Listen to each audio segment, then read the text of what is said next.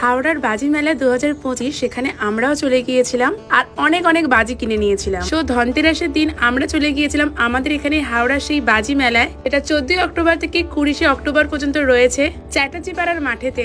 প্রথমে চলে গেছিলাম গেট এ দিয়ে, আর আমরা চলে গেছিলাম আমি, দাদা আর পায়েলি তিনজনে মিলে। বাইরে থেকে দেখে বোঝাই যাচ্ছিল না যে এই মেলাটা এতটা বড় হয়েছে। প্রায় 40টার মতো স্টল এখানে বসেছিল।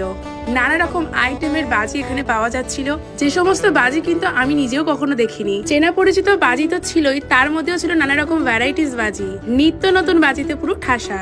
আর বাজি মানেই তো আমরা একজনের নাম খুবই জানি, সেটা হচ্ছে বুড়িমার বাজি। বুড়িমার বাজি থেকে শুরু করে সমস্ত রকমের ব্র্যান্ডেড বাজি এখানে পাওয়া যাচ্ছে। আমরা যেহেতু গিয়েছিলাম ধনতেরাসের দিন, আর ধনতেরাস উপলক্ষে কিন্তু আরো অফার চলছিল। প্রতিটা স্টলে প্রচুর ভিড় লেগে গিয়েছিল। প্রথমেই আগে আমরা সমস্ত স্টল ভিজিট করেছিলাম। সব দোকানে রকম রকম দামও ছিল, সেরকম রকম রকম বাজিও ছিল।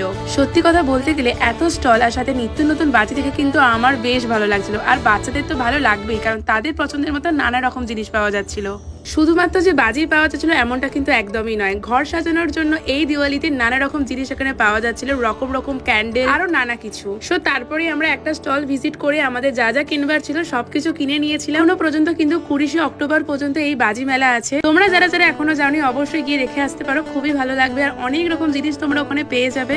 আর ওখানে কিন্তু ফানুসও বেশ সুন্দর সুন্দর পাওয়া যাচ্ছিল, নানা রকম ডিজাইন করা। সো দেখতেই পাচ্ছ অনেক বাজি আমরা কিনে নিয়েছি। আমার তো বাজি মেলার এক্সপিরিয়েন্স ভীষণই ভালো ছিল।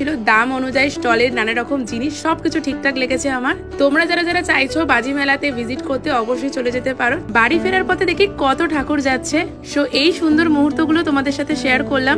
আর চারিদিকে শহর যেন নতুন আলোর সাজে মেতে উঠেছে। কালী পুজো, দীপাবলি, দিওয়ালি মানেই তো এই আলোর সাজে সেজে ওঠা গোটা শহর। আমাদের এখানকার ভিডিও তো এত সুন্দর সাজে সেজে উঠেছিল আমাদের শহর। তো কেমন লাগছে অবশ্যই জানিও তোমরা। আর তারপরে এত সুন্দর সুন্দর প্রদীপ দেখে প্রদীপও কিনে নিয়েছিলাম। আর সেদিন যেহেতু ছিল ধনতেরাস, আমরা বাঙালি আর বাঙালির মতোই আমরা কিনে নিয়েছিলাম ঝাঁটা, কারণ সোনার যা দাম সেইটা কেনার সামর্থ্য একদমই ছিল না। ঝাঁটা কিনে বাড়ি ফিরলাম। সো কেমন লাগলো ভিডিওটা অবশ্যই জানিও। ভালো লেগে থাকলে অবশ্যই like, comment, share and subscribe করতে ভুলো না। সো চলো বাই।